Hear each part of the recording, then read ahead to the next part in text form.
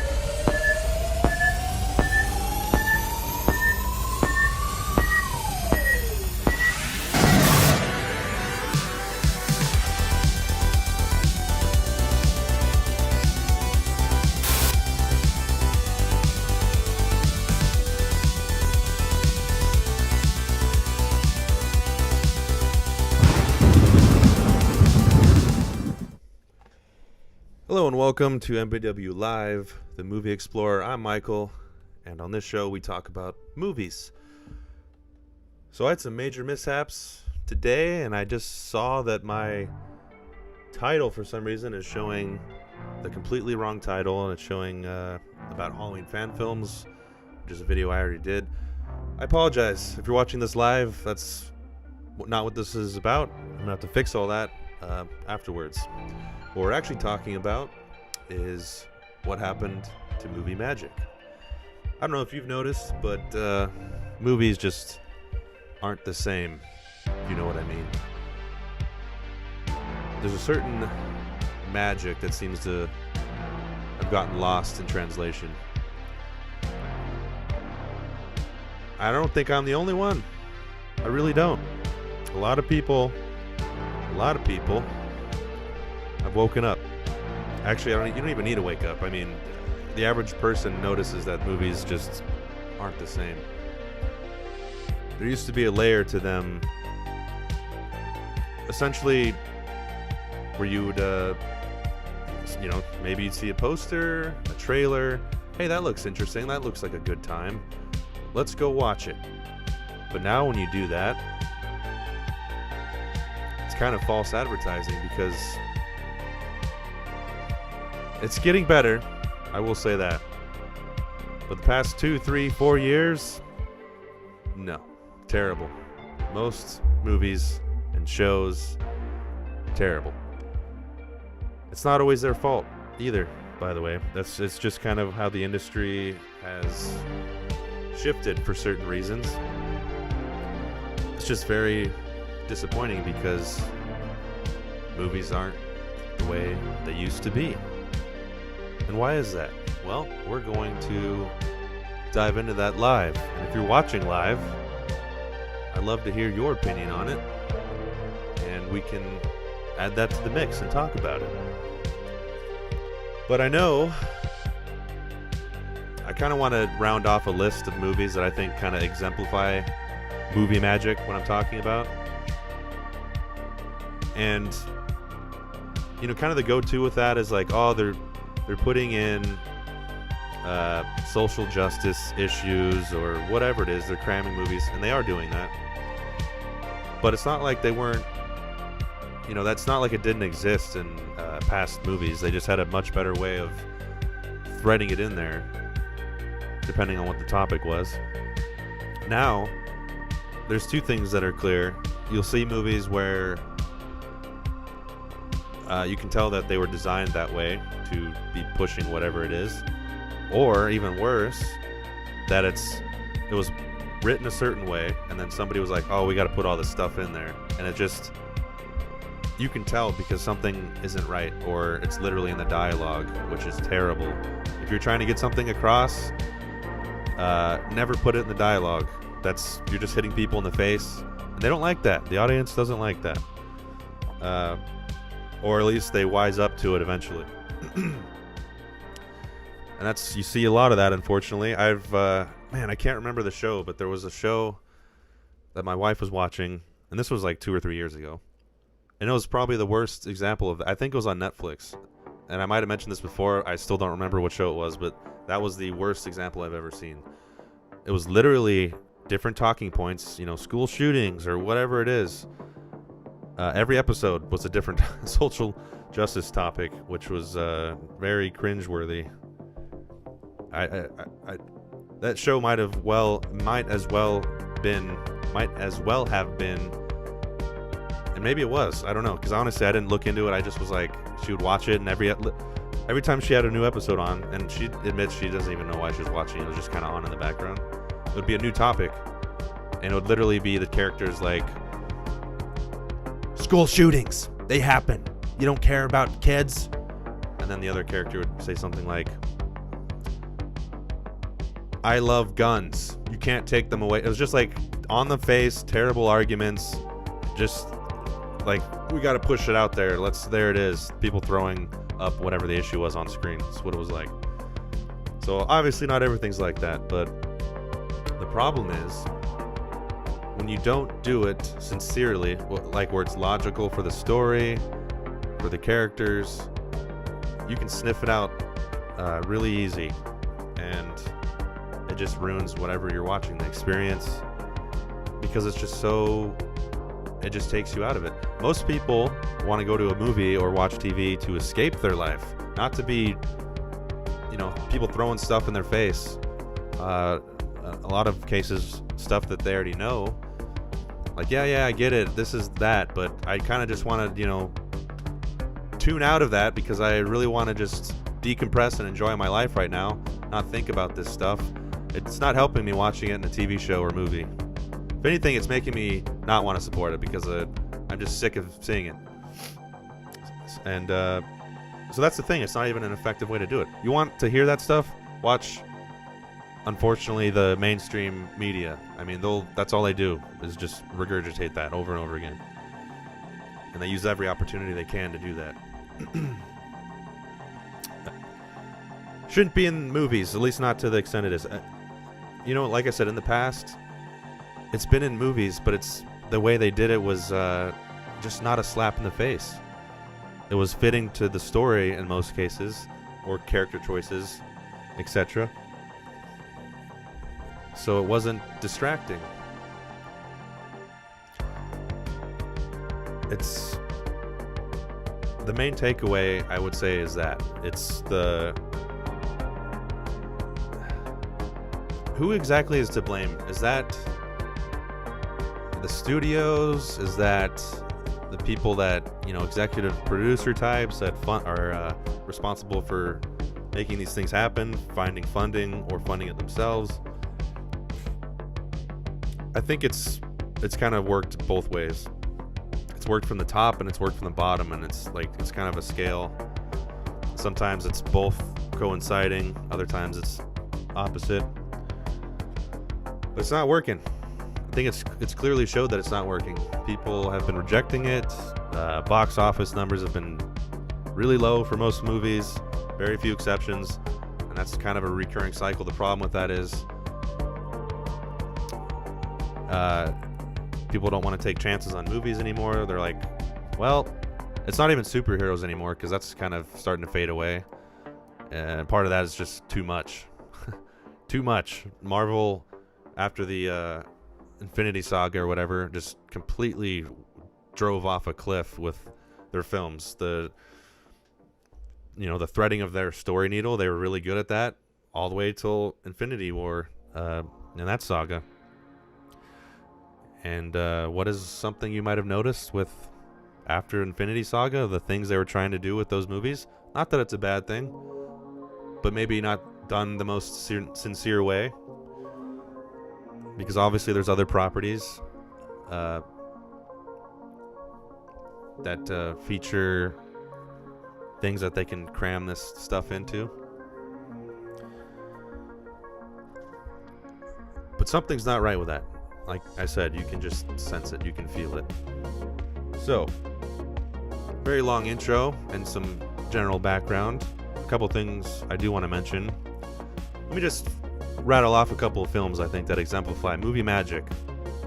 And again, this doesn't even mean that they didn't have anything to say per se, because there's tons of meaning in movies, different kinds of reinforcing family values or how hard life is, whatever it is. So I'm just going to fire off a couple names. Gladiator, and this is in no particular order. Gladiator came out in 2000. Russell Crowe, Ridley Scott. Just had Gladiator 2 come out, which I haven't seen yet. Aliens. Basically anything Steven Spielberg made, except for maybe the last 10 years. For example, E.T., Jaws, Indiana Jones, Jurassic Park. I'd say those are all pretty magical movies that, like I said, anything he made, except for the last 10 years, is perfect movie magic. He was, I guess maybe in terms of history, he still might be the king of that. But right now, he's not at the same level of that. Admittedly, I haven't seen his last couple films, including the one that was about his life, or forget what it's called. That seemed like it was good. So Star Wars, obviously, prime franchise. 4, 5, and 6. I like the prequels, especially compared to the crap we have now, and the whatever is it, 7, 8, 9 with Rey and all that. Although I did like Force Awakens, even though, stuff you've heard before, it was just a remake of A New Hope. I still liked it. The sequel to that one was kind of weird. Third one was just terrible. We all know why. But 4, 5, and 6, movie magic. Okay, James Cameron is another. He's still doing it, by the way, which I'll get to more later. He's still trying to preserve movie magic, and guess what? He does have a message, very obvious in his films, or Avatar franchise, which is a movie I was just going to mention, Avatar. I'll get more depth of that later, because that's I should have just mentioned that last. Anyway, a lot of his movies, Titanic, Terminator 2. I wouldn't even say Terminator. I mean, I love Terminator. It's an awesome movie. I wouldn't quite say that's the movie magic level. Terminator 2, I think, is more accessible than Terminator to the general audience, because it's less like sci-fi concept and more like badass action movie, which is why it did so well. He's the king of sequels. For horror movies, Nightmare on Elm Street, I think, exemplifies movie magic. The Thing, kind of sci-fi horror. 2001, obviously, A Space Odyssey, Stanley Kubrick. Back to the Future, Robert Zemeckis. If you want to get into 80s, 90s action movies, Die Hard, Predator, Blade Runner, which doesn't fit in that category, but sci-fi. And The Matrix, at least the first one. The second, Reloaded and Revelations, I think it's called. Also, but the first one was obviously iconic when it came out. It was parodied to death. And it did stuff that wasn't... Bullet time, was that used in any other movie? I don't know. Up until that point, it certainly wasn't to that extent where, and the bullets going by, and in the mainstream way anyway. That was a terrible Desert Eagle sound, but that sound effect they use is so friggin' cool in that movie. I can't do it. So that's a small list. There's so many more, but I think those movies all exemplify it. And what do they have in common? They're not cramming something in your face. That doesn't mean they have nothing to say. You can analyze these movies, but they weren't made with the intention of shoving this in your face because it's the hot topic or whatever thing you think you're doing, agendas you're pushing. Because the main thing is people want to watch that stuff to be entertained. That's the key concept that they're losing here. They don't want to be lectured to or... that's the thing. You want a movie, it's like, okay, this is what it's about. It's about this issue. Make that clear. Don't, just put that in something else, like a Marvel movie or something, to force feed people that, because... A lot of these issues, they're not always black and white as much as people want to make them. They're not always so simple. People can disagree with things. That doesn't mean they're terrible people. They just have a different way of looking at it. And you're alienating your audience by doing that, which a certain side hasn't cared about which may have cost them an election, and maybe future ones. They don't cool it. As far as I can tell, they ain't cooling it. They're doubling down, if anything. You can kind of look at that as like a metaphor to the film industry. Although, film industry is much more about money, and I think they're waking up to. They're tired of these bombs going off. They want some winners here.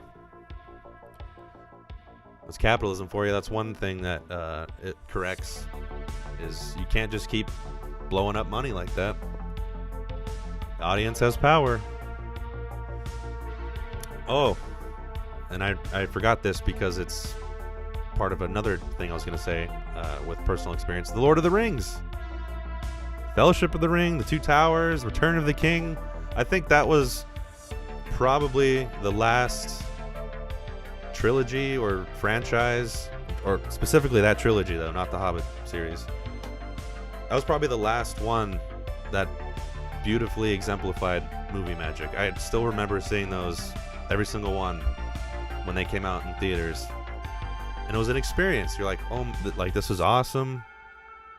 Especially from someone who didn't read the books. I still haven't read the books. It was just an amazing cinematic experience for a number of reasons. I don't think there's been a trilogy or franchise like that exemplified what that exemplified. There's been good trilogies and franchises and stuff that have come, but I don't think to that level. To that, like, the new one's coming out, we gotta go see it kind of thing. Marvel sort of had that, or not sort of, they did have that up until Infinity War. I know I was like that. I was never a big comic book Marvel guy, but I really enjoyed the movies. I liked the universe they built, and it was like an event. Like, the new one's coming out, we gotta go watch it. And then you felt accomplished once you finished Infinity War. Like, this was a multi-movie story, and it's done now. And it worked. They did that really well, and they've totally fumbled it now. Part of that is because of stuff they've been filling that up with, and another side of that is they're just doing too much. They kind of got the wrong message. Like, this was super successful. Now we're just gonna blow up and TV show and whatever else. We're gonna do literally everything, everywhere, all at once. It's not working. They have made some good TV shows, but I'd say at the cost of their movie franchise, it's just dead. And that excitement level is not there. Hardcore comic book fans, maybe, but they were able to capture the general audience in that excitement, and they just lost it. But with The Lord of the Rings, the main clue you can look back at that, the perfect way to compare it actually is with the Hobbit franchise, which the same director made. Granted, there was a lot of problems with that if you look into it. Someone else was supposed to make it, and he stepped in, Peter Jackson, at the, I don't know, a couple months before or weeks before, so we had less time to prepare with, or make it exactly how he would have wanted to make it. But even that franchise, I still enjoyed it because it's like, well, I guess this is all we have. For the most part, I had tons of issues with a lot of stuff, CGI mostly. You know, obviously The Return of the King had a lot of CGI, but it was also groundbreaking at the time, even with Gollum and stuff. It was just different. It was The Hobbit, and this is still the case today, but you should do everything you possibly can, practically and in camera, and then fill in the gaps with CGI. That's not how it's done now. For cost reasons, or to make things simple, I don't know exactly why. I feel like CGI is not cheap, so maybe just practical shooting reasons. It's the wrong way to do it for a number of reasons. That's a perfect example. You have two trilogies made by the same guy on the same topic, spanning different years in the story. Which one's better? The one that was made years before that. What you think? Oh, they have all these advancements and blah blah blah. Nope, wasn't as good. By far, wasn't as good. To me, those movies also felt empty. He was trying to do that, you can tell that, but it just wasn't there. Part of that is the lightning in the bottle aspect, where it was the right time, right place, right actors. He had the perfect concoction of everything. Those characters turned iconic. Do you give a rat's ass about any of those dwarf characters or remember their names? I sure don't.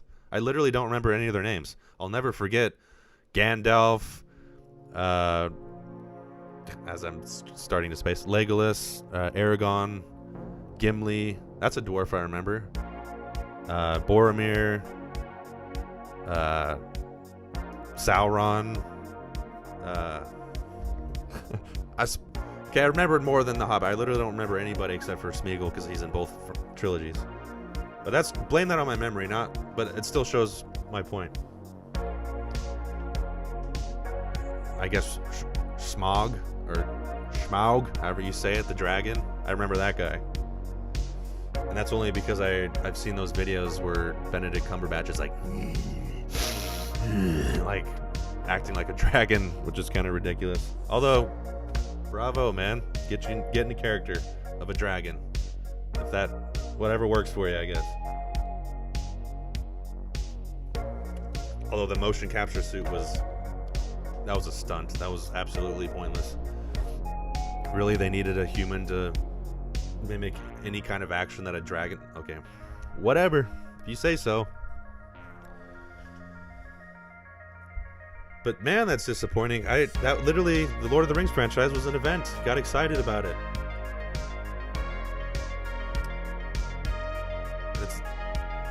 CGI is the main thing, but it's not only CGI. It's just I felt like the heart wasn't there. And the person that played, which I'm spacing on his name again, Bilbo.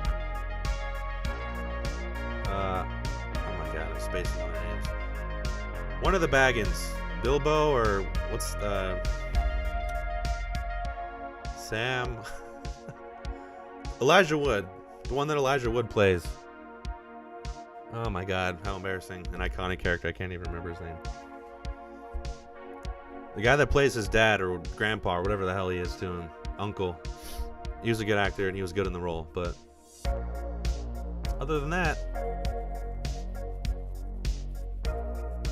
in saying this, it's not even to discredit VFX artists, because that is an art.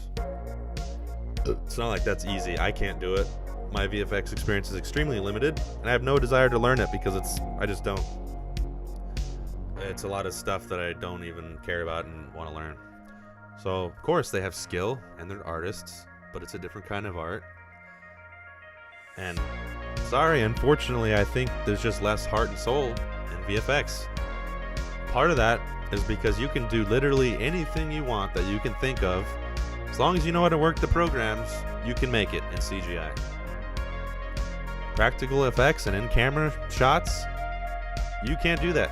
You gotta see, okay, these are the techniques that I can use to do what I want to do. How do I make that work?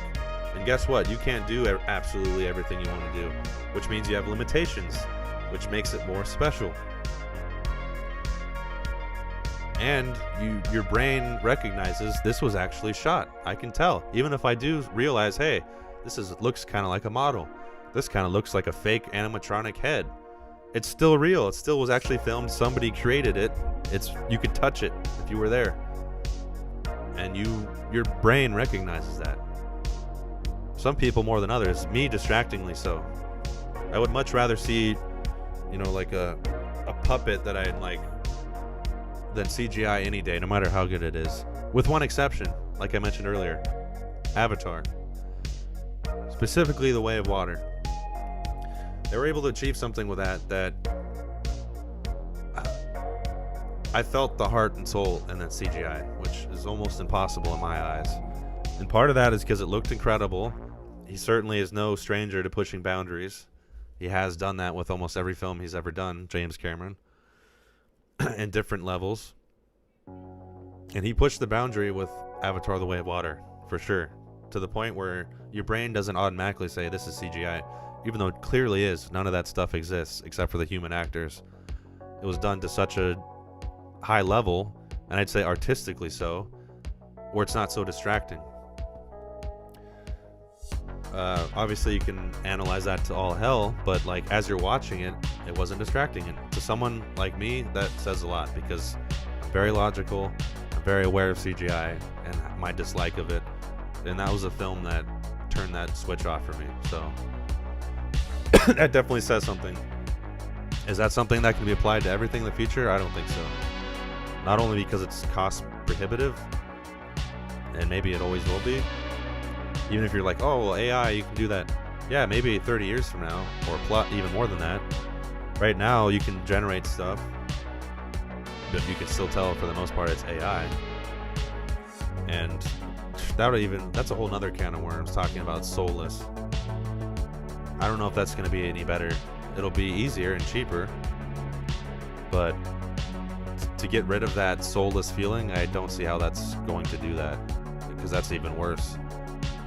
Speaking of doing anything, all you got to do is type it up, explain it well, and it's done in a couple minutes or seconds. That's insane and not good for that feeling.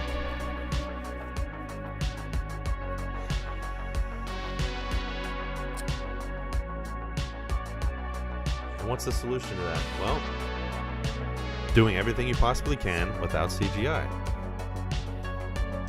That would drastically help.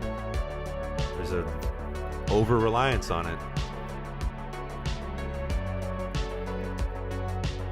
And that was, if you think about that, that was part of it, because in the past, as they were inventing new technologies and still using it, they weren't over-relying on it because it just wasn't to a level where they could trust it, so to speak. Like there's, if you read stories or behind-the-scenes stuff, there's people that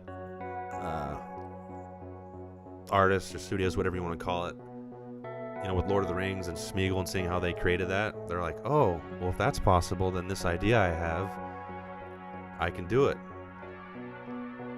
So that's a better way of thinking, as opposed to I can do whatever I want in CGI now. It's just a matter of what I can think, because it's just not grounded, and you can feel that as an audience.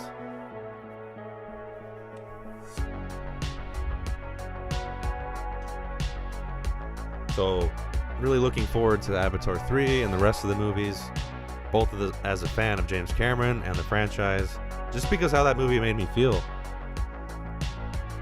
I mean, the first one inspired me a lot. That's the last movie I think I saw 3 times in theaters. I saw Way of Water twice, because it's a cinematic, visceral experience, especially the first one. Which, granted, if you watch it now, it's aged slightly. Like, it still looks great, but it's very more apparent that it's CGI. But I remember watching that the first time, and I felt the same way. Like, I wasn't instantly like, oh, this is CGI. Everything's CGI. Which shows The Way of Water is at another level, even on top of that. Which, if I rewatch Avatar now, I do kind of get the vibe, like, this kind of looks like a video game. Still looks great, but The Way of Water doesn't have that. So I'm really looking forward to the sequels, because I'm sure they're making more advancements visually, and I just want to see where it goes. A franchise that's that big, where both movies have made over $1 billion. I'm sure the third one will also. The people behind it, I'm very curious. And if you think about how long that movie has been going on and how long it will have gone on once we finally get to the end, it's pretty crazy.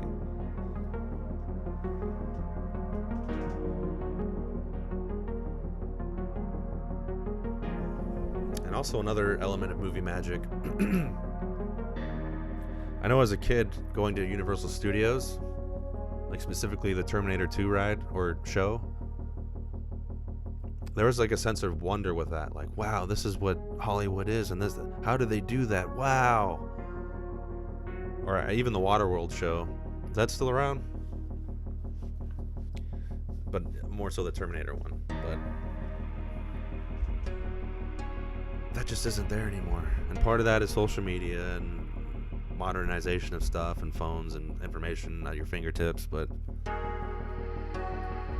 that was like I know I keep using... This movie's about the movie magic, okay? So I'm going to keep saying magic. That was a magical experience, especially when you're a kid. Now kids, they're just like, Universal Studios, cool. Oh, the Mummy ride? Okay. I'm gonna be tweeting and twitching or whatever the fuck. They don't care.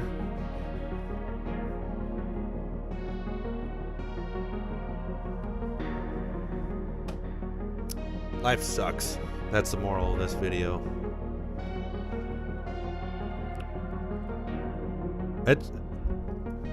As someone who has 2 kids now, I do kind of, I don't know if feel bad for them is the right way, but right word, but I know they're not going to experience that kind of sense of wonder like I did growing up in terms of movies. But then again, not everyone is so attached to movies like I was and still am, obviously. I do know my daughter is very into movies. She loves watching them.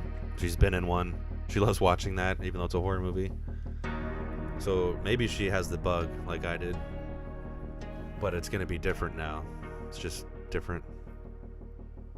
Even that show, obviously there was like the filmed part and it was like 3D. But there was a practical element to that too. With actors and... I know the Indiana Jones one with the boulder, and then there's like the actor running away from it. But that like element of like, how did they do this? How do they make movies? It's just gone. There's no mystique to it anymore. It's just the magic has been lost in translation. And it's not just behind the scenes, wondering that. It's like it's showing in the final product.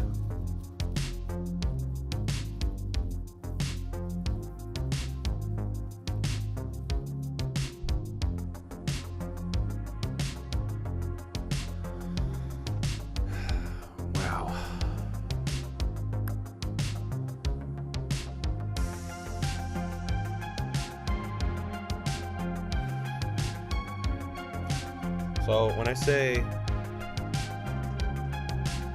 that you can thread stuff in movies, and in the past movies have done that, and not even like in the further back past and the not so distant past. Technically Avatar was 2009.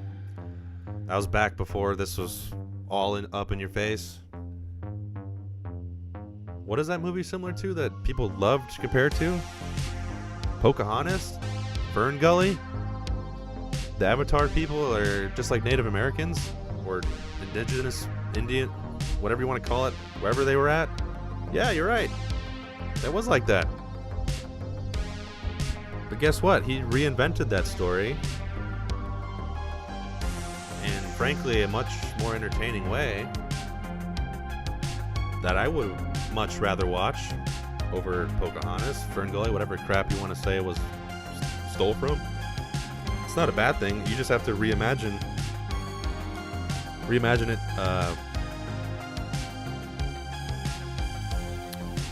I don't know. Just make it worth the reimagining. He certainly made that over, and is still doing that.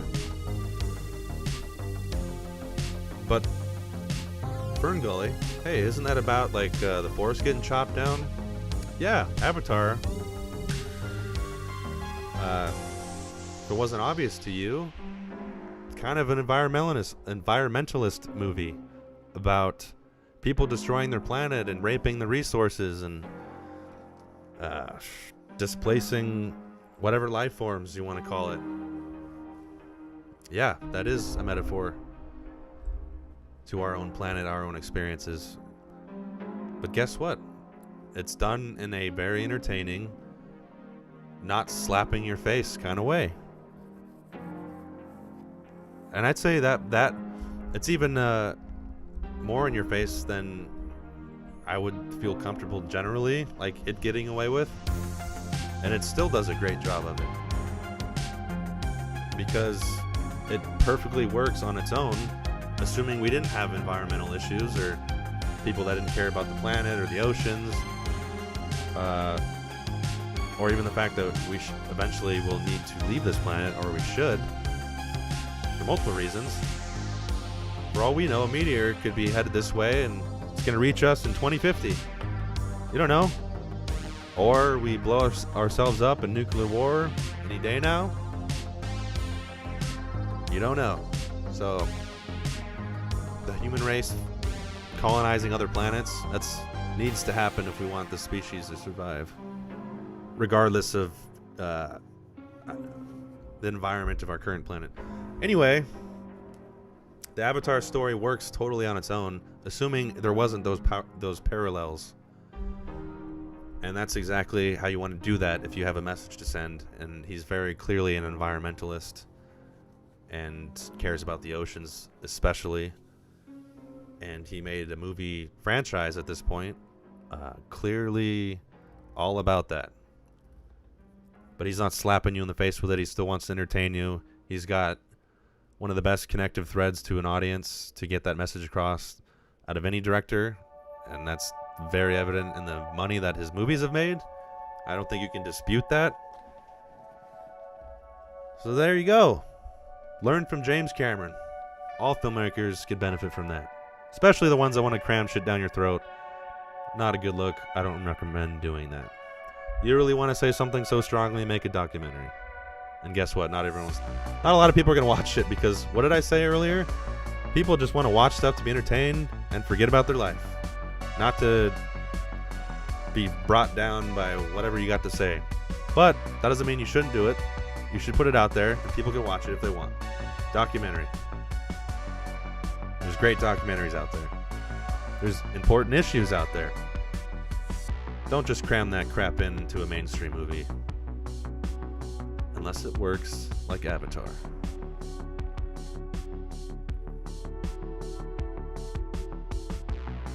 This is kind of a topic, or a subtopic of this, which is,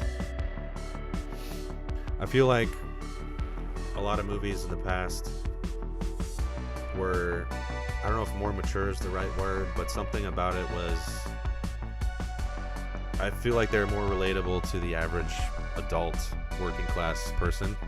Like there was the stories that they featured, the way that the actors actually acted, the dialogue, the way the movie felt, or who the movie was speaking to. I just feel like that connective thread has been lost in a lot of movies, and it has nothing to do with genre. For example, Alien or sci-fi. I feel like that had a great connective thread to like the average working class blue collar worker, and this stuff is happening to them. Of course, on a spaceship in the future, but that like connective thread of the average working class person going through that wasn't lost, and it felt mature. And that doesn't seem. And part of that is just because it's kind of that thing where you notice. I think happens to everyone where you feel like your parents and then, you know, and so on, grandparents, they just looked older than you did at that same age. And that literally seems to get worse every generation. Does that mean we're all dying of cancer? I don't know, probably. Or some other messed up thing. But it kind of goes to with what I'm speaking about the maturity thing. When you compare older movies with the ones that we get now, something just seems less mature about a lot of them. Both in the way that they're made and the actors themselves. I know Alien Romulus was kind of like that for me, because speaking of aliens, a direct contrast to that. Granted, the story is specifically about, you know, a young mining crew who's trying to get off the planet, and their early 20s or so appears. I don't know if it's ever actually mentioned. Apparently they're trying to retire when they're 22. There's like miners that are like 60 that are like, shut the fuck up, get back to work. And these guys are like, we're getting off this planet, we're tired of it. I think that speaks to our generation too, which is funny. But you compare that to Alien. How old were those people supposed to be, or even the actors at the time? I don't know, in their 30s or 40s? That's what it feels like, but lo and behold, based on what I was saying, those people were probably 22. And they just look like they're in their 30s and 40s. But I'm noticing something seems off there. Maybe it's TikTok, maybe it's the social media generation, just dumbing everyone down, manipulating them, making them immature.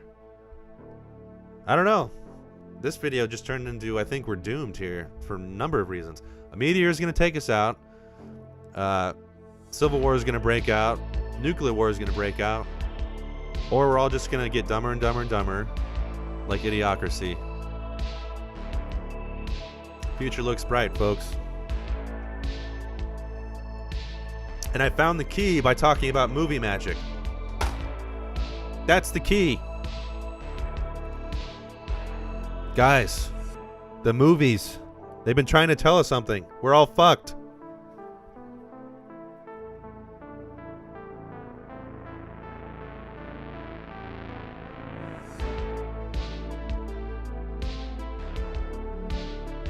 Yeah, it seems like a lot of movies that are made nowadays, TV shows, it's like you can't fully enjoy it. Like, are the people that maybe it speaks to them more, are they even really enjoying it? Do they like the old shit too? Because I feel like it's somebody has got to be like the prime audience that actually is enjoying it. Most of us aren't, but that audience, that minority audience that does, which I would probably classify in most cases, again, it's not even every case. You want to get into the wokeness of stuff, which has been tainted and flip-flopped and regurgitated so many times, but to me that's just like a metaphor word for something's wrong with movies. Something's wrong with life. So it seems like you can't fully enjoy current movies unless you're a woke zealot or teenager that's had their brain fried by TikTok and social media. Is that a long, prosperous audience demographic? I don't think so. Even those people are like imploding right now. You would think it shouldn't be that hard to get this stuff on the right track, but people have painted themselves in a corner, I guess.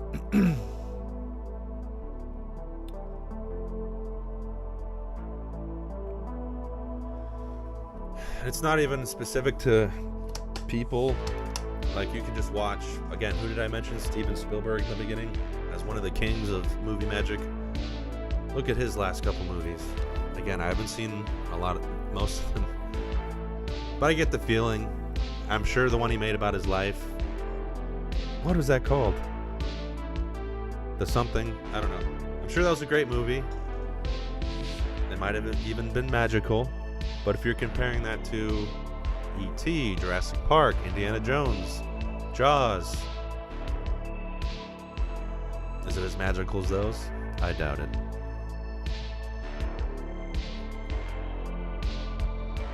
There's classic movies that were made because they seemed like great stories, and they were, and they entertained us, and they did. And we don't get that anymore, even when they're made by the same people that made those. Ridley Scott, he's 86 years old, and he somehow can manage to make like 5 movies a year still. He probably will until the day he dies. His movies are not as magical as they used to be. It happens to the best of them. Except for apparently Quentin Tarantino, who wants to avoid that by stopping making movies. But his movies are magical for a different reason. I wouldn't say most of them are exactly uplifting. Entertaining, sure.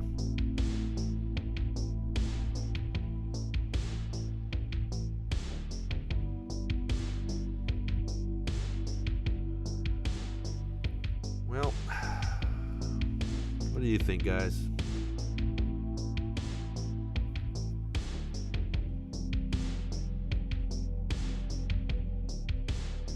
Oh, and I forgot this little tidbit. Speaking of Lord of the Rings, the Rings of Power. That's right. Think about that. Woo! Prime suspect, Rings of Power. How can we absolutely destroy a beloved book series, movie series, They did it, folks. And the people that would defend it would say it has to do with certain things that it's just not the case. The reality is, things were shoehorned into that series for a certain reason, and you can feel it. You can tell. Not that anybody involved, actor-wise, is bad or something. From what I've seen, most of them are good. Terrible story choices. The problem with that is, like, people can get too attached to a lore, a story, in two ways. One, they're so attached to what was written that it's like it's the Bible, and the other is the fact that they think it mimics actual life. Like, for example, you write a story and just take all the negatives and the things you can attach to it to, but take that off the table, just listen to what I'm going to say. You write a story about a race or a species of organism that is bleach white. They're kind of humanoid, even, typical human height, sort of look human. They're bleach white on Zigzorp planet. And these organisms live in the ocean, and they just zoom around in the water. Okay, you write a story about that. And this is the idea. That's the story. That's the lore. You're going to have a group of people that are like, this is the lore. You can't touch it. This is what was written. This is God. This is the Bible. And then you're going to have another group of people who wants to take that lore that was written and mirror it to actual life, even though it has nothing to do with our actual life. It's a made-up story on another planet, organisms that don't exist, but you're going to attach, like, no, there's where's the dark ones? Where's the ones that have whatever? It's a made-up story that doesn't exist, but you're attaching these things that you know in your own life to it and trying to, like, claw that back. That's kind of what... Is that articulated the most profound way? I don't think so by me just now, but that's what happened with the Rings of Power. People attaching a story about elves and orcs and golems and Sauron to our actual life, saying it has to be a certain way, it needs to include certain things because that's how our life is. Which one's right? I don't know. I would lean more towards, this is the story, this is how the writer made it, this is what they intended for whatever reasons. It's their story, you don't have to like it. That's the story. If you're messing stuff around too much, it's not your story, unless maybe in the exception where the creator of it's like, here, I'm signing everything off to you. You have free reign to do everything. I take back what I wrote. But even then, there's going to be fans like, no, this is the lore. It's already established. And they'd probably be more on the right side. So what happens because of that? Well, you get a mess that's just not good. I would lean more towards the side that this was written, this is how it is. Make your own story if you don't like it. If you want to get specific on Lord of the Rings, okay, the elves, they're written as like pale figures. Pale figures. It's how they're written. That doesn't even mean you gotta cast pale people. You can cast whoever you want. Just make them pale. That's what they are. Nothing wrong with that. It's not that hard. It's when you clearly do things because of social things, whatever they are. It's not a recipe for success. You're not proving any points. You're not winning any favors. You're just diluting something down and ruining how it was.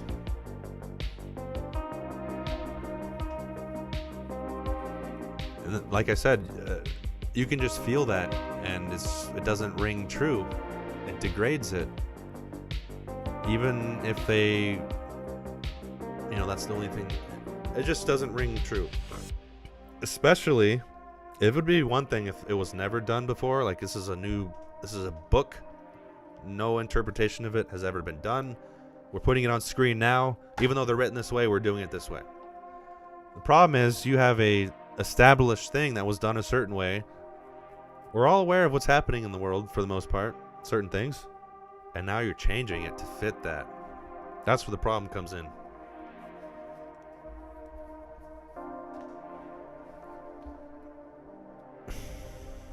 It leads to a whole host of problems, including story elements, things that, again, it's all fake, but it's like things are established and you start pulling those things away and degrading them. It just makes things less credible, you're less interested. It just doesn't feel right. And that show has a whole host of those, like at every level. It's crazy. And was it worth it? I don't think so. They could have done a lot of what they did with that in other ways.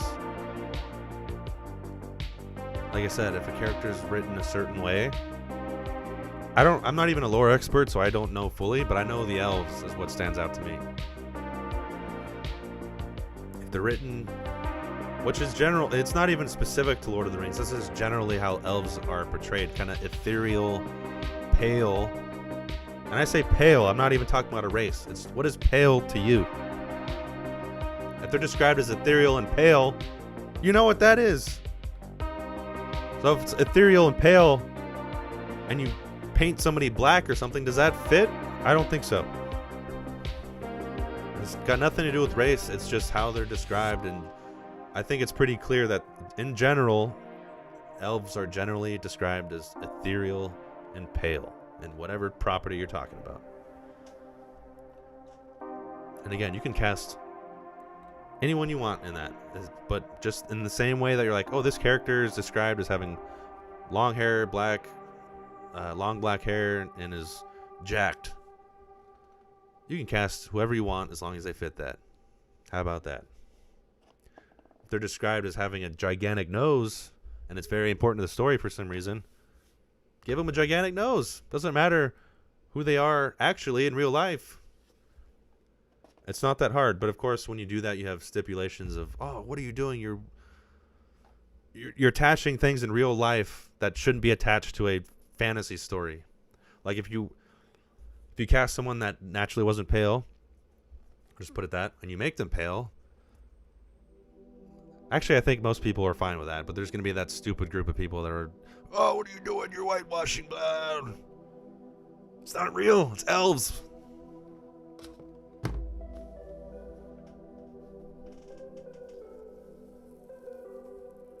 And that all ties into movie magic. That's what we want, isn't it? Movie magic. I just want to sit down and have magic experienced on my face and not something I can watch on the news, which nobody watches anymore.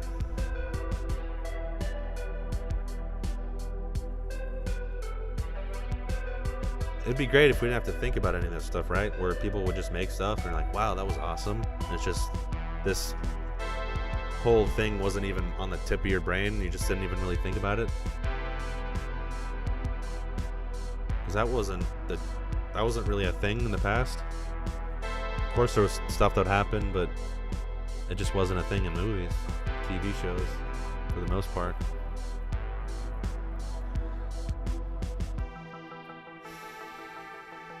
So what do we do about it? The only thing we can do about it is, as an audience, put our money where our mouth and thoughts are. That's literally it. Luckily, a lot of that's been done and is still being done. But actually, unfortunately, to a certain extent, some people aren't budging, which as a whole is kind of crushing the industry because they're continuing to do it and they're losing money, or they're trying to recoup it in other ways by paying people shit or just firing them and saying, oh, well, AI's around the corner. Don't need you anymore.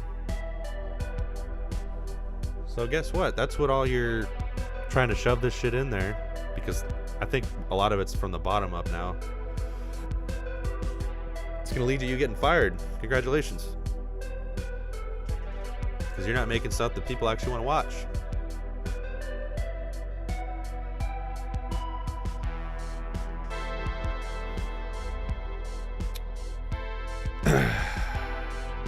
This topic could go on forever. Tomorrow something could happen, I have something else to talk about, or I could remember something I forgot. So I'm sure this is a topic I'm going to return to and bring on some guests to have their opinion, because I would love to talk more about it, honestly. And even some people maybe in the industry that know what I'm talking about and are experiencing it. Oh, wait a second. Here we go. It's because people want to identify with every character. I'm not him. Let me sign into chat here.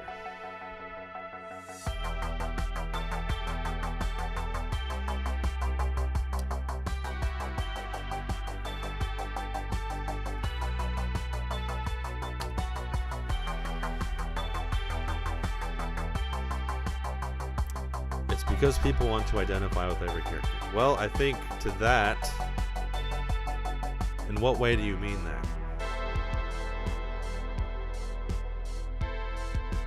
Do you mean the people pushing this, or the audience, that the small minority of them that might actually like this kind of stuff? They want to identify with these make-believe characters?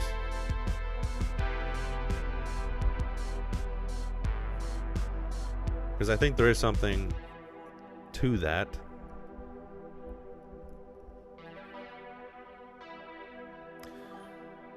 Well, yeah, people do want to identify with characters. I think on its face that's not necessarily a bad thing. It's more of,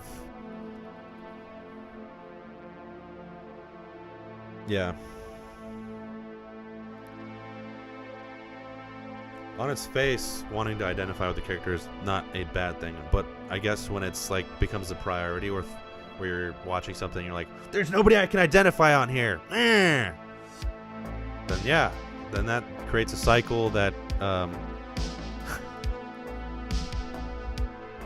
yeah, that's true.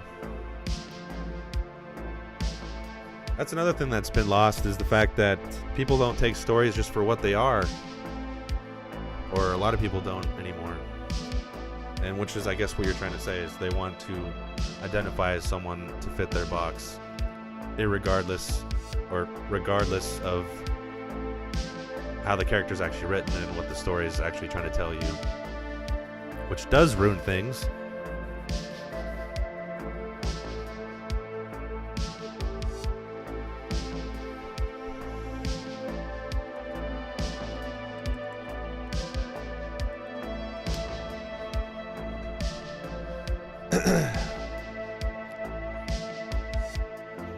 And sorry, that's just got me thinking. So thanks for the comment. Appreciate it. Yeah,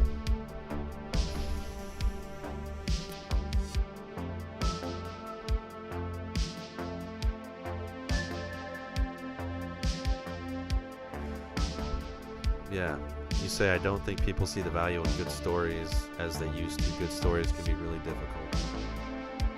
Good stories are very difficult. And you would think if you have, if you like kind of look behind the curtain, or if you're involved or have tried to get anything made, you would think that it's such a process to do that, that the stuff that rises to the top must be good, right? Nope. Matter of fact, I think a lot of things are just lost that are much better, especially at this point with all the reboots and requels and whatever you want to call it. Sequel number 84 because it's the safe play. It's not the best play. And it just does not, it's not a recipe for success. It's not a recipe for a good story, an interesting one, a profound one.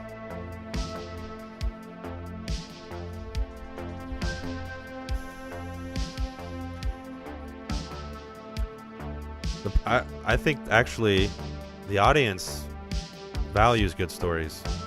It's the creators, not even the creator. The people that control it, who have the money and the power to say this is what we're making, they're the ones that don't see the value in the good stories. The audience comes in waves. They can forget sometimes, but generally the audience knows what a good story is. Of course, you say that, and then you kind of hear someone talking about a movie or something that they like, and you're like, holy shit, I guess the audience doesn't know what a good story is. That's what they think. That's what they like. But there is generally a consensus with what a good story is.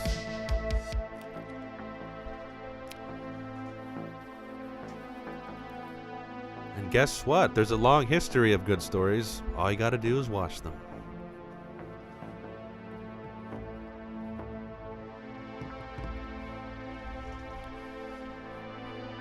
Of course, even, and I fall prey to it too, but even the creators can get lost in looking back and wanting to relive that, or not relive it, but bring it back. Because then they end up not creating anything original. They're like, I'm going to make Alien Romulus, which is great.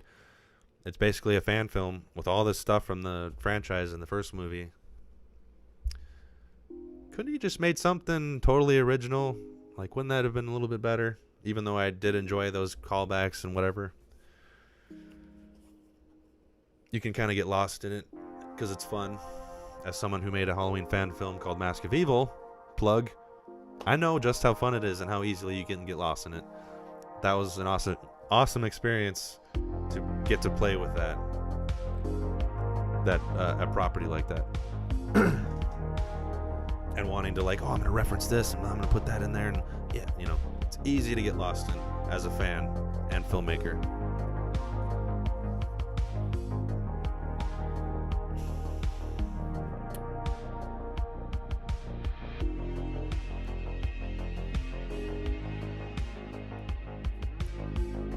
You look at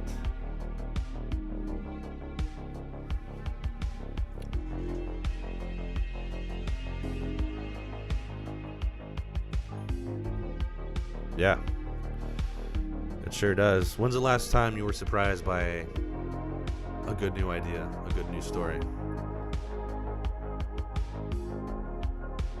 It doesn't happen often, and a big part of that is because the gatekeepers don't allow it to, which some of the blame falls on the audience, because when one of those does trickle in, people don't go watch it, it fails, and then they're like, well, we're never going to take a chance again. Back to Marvel movie number 84.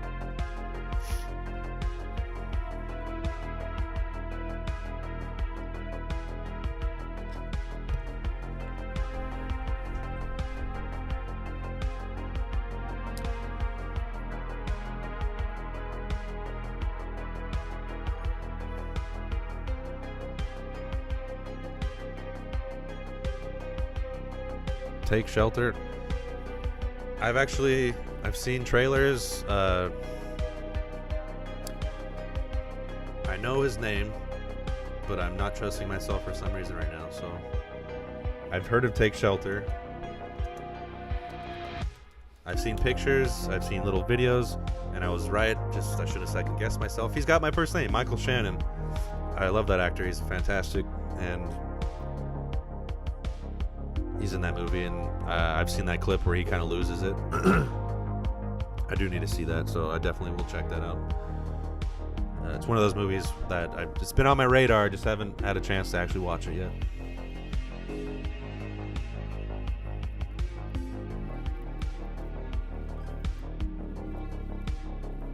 Yeah, he's really incredible, and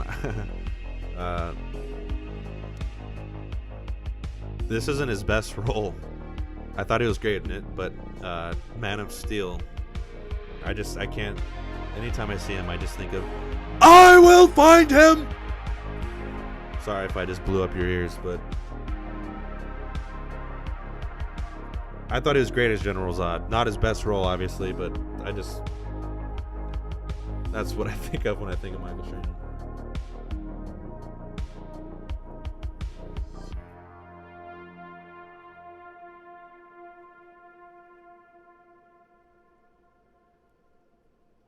And actually, to show, not to get into a tangent on Man of Steel, but he was great in it, and I thought he made that character sympathetic, and you understand him, and that he was just trying to do what he thought was right for his people. And even though he's portrayed as a villain doing terrible things, I kind of wanted him to kill Superman instead of Superman snapping his neck.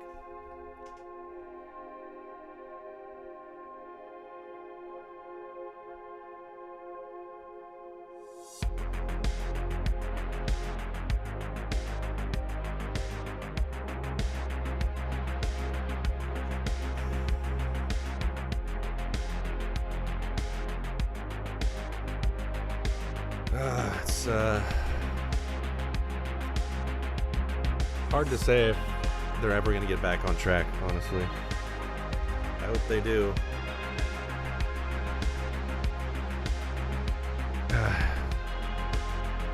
It honestly might take, let's take a big step back. And man, the way my brain works, I just said that, I'm thinking of Tropic Thunder. Tom Cruise. Take a big step back and literally, you know how it goes. I won't blow your ears out twice. They need to take a step back and maybe make movies how they used to. Maybe see how that works out. Let's limit, if not eliminate, CGI. These freaking ideas that leach into these stories that don't fit. And maybe we'll bring that magic right back.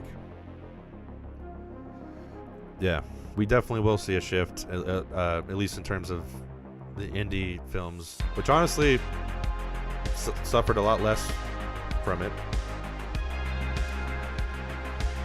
But yeah, I've started to see the shift and in some mainstream studio properties. Not to the level it needs to be, and it could always get doubled down, so hopefully that doesn't happen. But I mean, the climate we're in now, who knows? I think ultimately it has reached a point where people are just sick of it. I mean, it's reached this point a while ago, but it's like every month or so, it's like more and more people are just like, all right, enough already.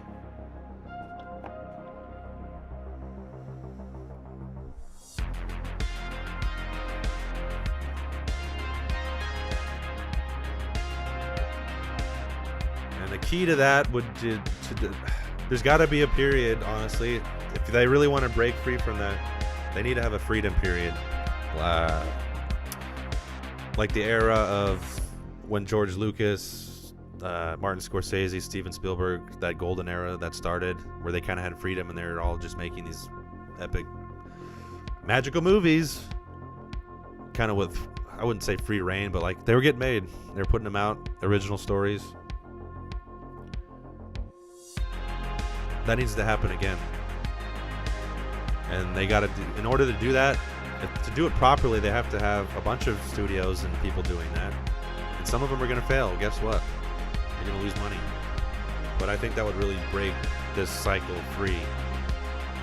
Instead of them constantly retreating to reboots and sequels.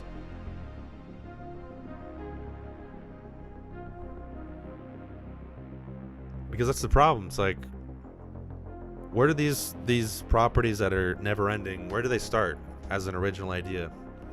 Marvel, it was comic books, it's a little different, but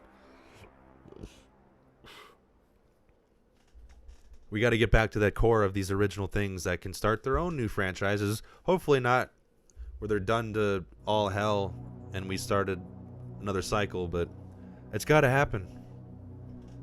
And the only power we have as an audience is to spend money on the right movies and not on the wrong ones. Wait till it comes out on streaming. Speak with the dollars in your hand.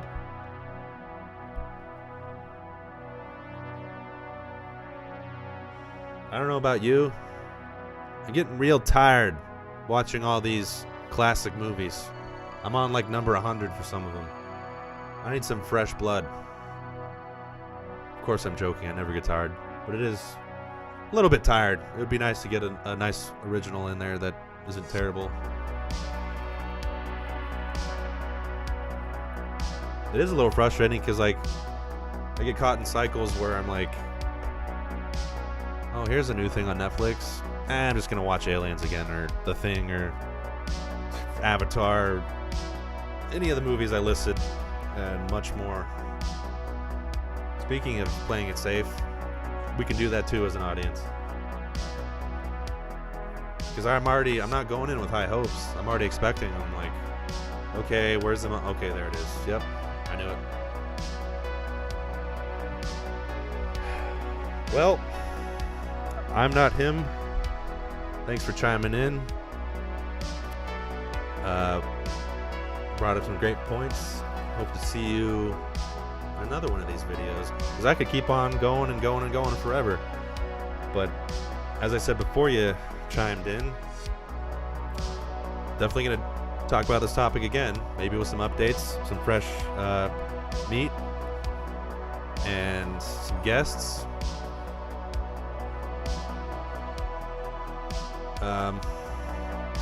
Moving forward, I'll get into a little bit about the show and what's coming and what happened earlier. I had a major mishap earlier. I know probably very few of you were even aware. I was supposed to start like 2 hours before this one started, and basically blew up. So I'll try not to have that happen again. And yeah, this is a show that's going to happen at least once a week, sometimes more. It's most likely, I'm still getting a feel for the exact schedule, but it's most likely going to be Sunday and Wednesday, or one of those, sometimes both. Anywhere between 6 and 7 p.m. Mountain Standard Time, which, unlike California, doesn't change. I know California just changed Daylight Savings Time. It's currently an hour ahead of Pacific Standard Time. So that would be 5 or 6 Pacific Standard Time if there's anybody out there watching from that time zone. So I should be having, probably not this Sunday, but maybe on Wednesday, another episode, which I'm not totally sure what yet, but you can expect, if not a topic like this, then another movie. There's no shortage of them. I'll be talking about the good ones, not the crap I was talking about today. So, if you've been watching, thanks for tuning in. Got much more to come. You can expect guests in the future. If you watched my last episode, Cole will be coming on this to talk a couple times in the foreseeable future, along with other guests. So having said all that, hopefully with all the disappointment, I might have had an inkling, planted a little seed of positivity in there. If anything else, just for the movies that we actually love, the good ones. Having said all that, thanks for tuning in. And I think there's only one thing left to say. From one of those good movies I mentioned. One of my favorites. That's it, man. Game over, man. Game over. What are we gonna do now? What are we gonna do?